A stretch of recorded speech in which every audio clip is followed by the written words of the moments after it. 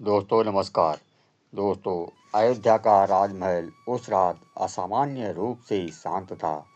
महल में दीपकों की पंक्तियां जल रही थी, लेकिन उनका प्रकाश भी वातावरण में फैले दर्द को कम नहीं कर पा रहा था। राज सिंहासन पर बैठे भगवान राम बाहर से वही मर्यादा पुरुषोत्तम दिखाई दे रहे थे, पर भीतर उनका हृदय बरसों के बिछोह से टूट चुका था। उसी समय महल के विशाल द्वार धीरे धीरे खुले। माता सीता अंदर आई। उनके कदम शांत थे, लेकिन उनकी आंखों में बरसों का दर्द भरा हुआ था। आज वे केवल अयोध्या की रानी बनकर नहीं आई थी। आज वे एक माँ थी, ऐसी माँ जिसने अपने पुत्रों को जन्म से लेकर युवा अवस्था तक पिता के स्नेह के बिना बड़ा होते देखा था। कुछ क्षण तक दोनों मौन रहे। ऐसा लग रहा था मानो बरसों की दूरी उस खामोशी में सिमट आई हो। फिर सीता की आंखों से आंसू छलक पड़े। उन्होंने कांपती आवाज में कहा, प्रभु, मैंने आपके साथ वनवास सहा, रावण की कैद सही, अग्नि परीक्षा दी और राज्य की मर्यादा के लिए हुए पीड़ा स्वीकार की, लेकिन आज भी मेरे हृदय में एक प्रश्न उठ रहा है। मेरे पुत्रों को आपने पिता से दूर क्यों रहना पड़ा? राम शांत रहे।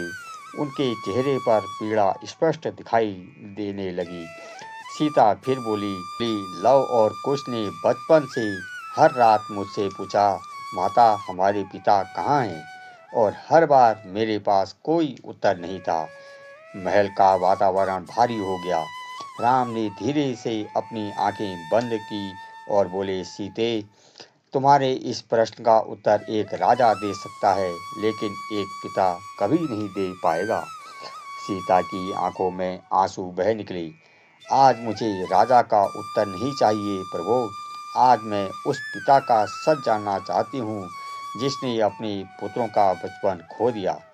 राम धीरे धीरे सिंहासन से उठे और खिड़की के पास जाकर खड़े हो गए। बाहर अयोध्या उत्सव मना रही थी, लेकिन उस उत्सव के पीछे एक पिता का टूटा हुआ हृदय छिपा हुआ था। राम बोले, जिस दिन मैंने तुम्हें वन में भेजा, उस दिन केवल एक पति ने अपनी पत्नी को नहीं खोया था। उस दिन एक पिता ने अपने बच्चों का बचपन खो दिया था। सीता स्तब्ध रह गई। राम अब आगे बोले, मुझे पता है कि तुम अकेली नहीं हो। मुझे ज्ञात था कि मेरे पुत्र तुम्हारी कोख में पल रहे हैं। सीता की आंखें फैल आई। तो फिर आपने हमें अपने पास क्यों नहीं रखा?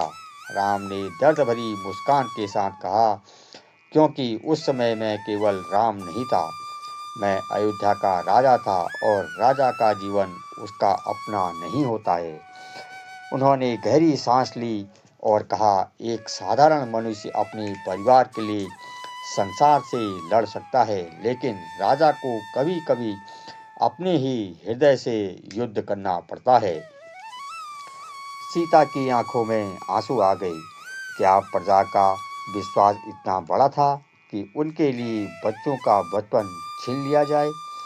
राम तुरंत बोले, नहीं सीते, मैंने कभी प्रजा को अपने परिवार से बड़ा नहीं माना, लेकिन यदि उस दिन मैं नियम तोड़ देता तो आने वाले युगों में हर शासक अपने स्वार्थ के लिए धर्म बदलने लगता। राम की आवाज़ भारी हो गई। मैं नहीं चाहता था कि धर्म केवल शक्तिशाली लोगों की इच्छा बनकर रह जाए। कुछ क्षण मौन रहा। फिर राम धीरे से बोले, लेकिन उस निर्णय ने मुझे भीतर से तोड़ दिया। हर रात मैं आकाश की ओर देखकर सोचता था, क्या मेरे पुत्र चलना सीख गए होंगे? क्या उन्होंने पहली बार पिता शब्द कहा होगा? क्या वे कभी मेरे बारे में पूछते होंगे? राम की आंखों में आंसू बह निकले। सीते, तुमने वन में रहकर जितना दुख सहा, उससे कई अधिक दंड मैंने इस राजमहल में रहकर भोगा है। सीता पहली बार राम के भीतर छिपे पिता के दर्द को महसूस कर रही थी। राम आगे बोले, जब मैंने पहली बार लव और कुश को रामायण गाते सुना, उसी क्षण मेरा हृदय पहचान गया कि ये मेरे पुत्र हैं। उनकी आवाज़ में तुम्हारी करुणा थी और उनकी आंखों में मेरा दर्द। सीता ने पूछा, तो आपने उस समय उन्हें अपना क्यों नहीं लिया था? राम कुछ पल शांत रहे, क्योंकि मैं चाहता था कि संसार पहले उनके गुणों को पहचाने, उनके पिता के नाम को नहीं। उन्होंने कहा, यदि मैं उसी क्षण कह देता कि वे राजकुमार हैं, तो लोग उनकी प्रतिभा नहीं देखते, केवल उनका वंश देखते। सीता की आंखों में आंसू बह निकले। राम ने धीमी आवाज में कहा, और एक कारण और था, मैं डरता बहुत था। सीता चौंक गई। मर्यादा पुरुषोत्तम राम डरते थे? राम मुस्कुराए, हाँ सीता, एक पिता के रूप में मैंने बहुत कमजोर समझा हूँ।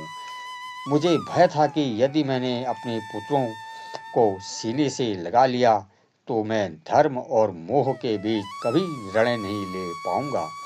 उन्होंने आगे कहा, मैं सब कुछ भूल जाना चाहता था, राज्य, मर्यादा, धर्म, लेकिन यदि राम टूट जाता तो अपने आने वाले युगों में लोग समझते कि कठिन समय में धर्म को छोड़ देना उचित है। सीता की आंखों में अब शिकायत नहीं थी, वह केवल करुणा थी। राम ने धीरे से पूछा, क्या तुम जानती हो मैंने दूसरा विवाह क्यों नहीं किया? सीता मौन रही। राम बोले, क्योंकि मेरे जीवन में तुम्हारा स्थान पर कोई और आ ही नहीं सकता था। जिस दिन तुम बन गई, उसी दिन राम का हृदय भी तुम्हारे साथ चला गया। सीता फूट फूट कर रो पड़ी। उन्होंने पूछा, तो क्या हमारा जीवन केवल त्याग के लिए था? राम ने उत्तर दिया, नहीं सीते, हमारा जीवन आने वाले युगों को यह सिखाने के लिए था कि राज्य, धर्म हमेशा सुख नहीं देता। कभी कभी धर्म इंसान को भीतर से तोड़ देता है, लेकिन वही त्याग दूसरों के लिए प्रकाश बनकर प्रकट होता है। फिर राम मुस्कुराए। लव और कुश ने पिता का प्रेम देर से पाया, लेकिन उन्होंने जीवन का सबसे बड़ा सत्य सीखा।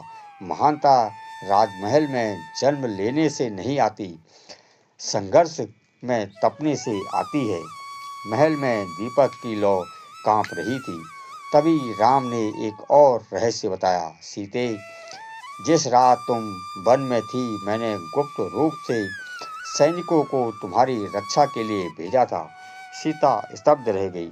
राम बोले, वाल्मीकि आश्रम के आसपास जो अद्भुत सुरक्षा थी वह अयोध्या के सैनिकों की थी।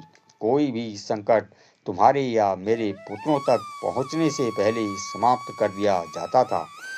सीता की आंखों में आंसू बह निकले। उन्होंने पहली बार महसूस हुआ कि दूर रहकर भी राम हर पल उनकी रक्षा कर रहे थे।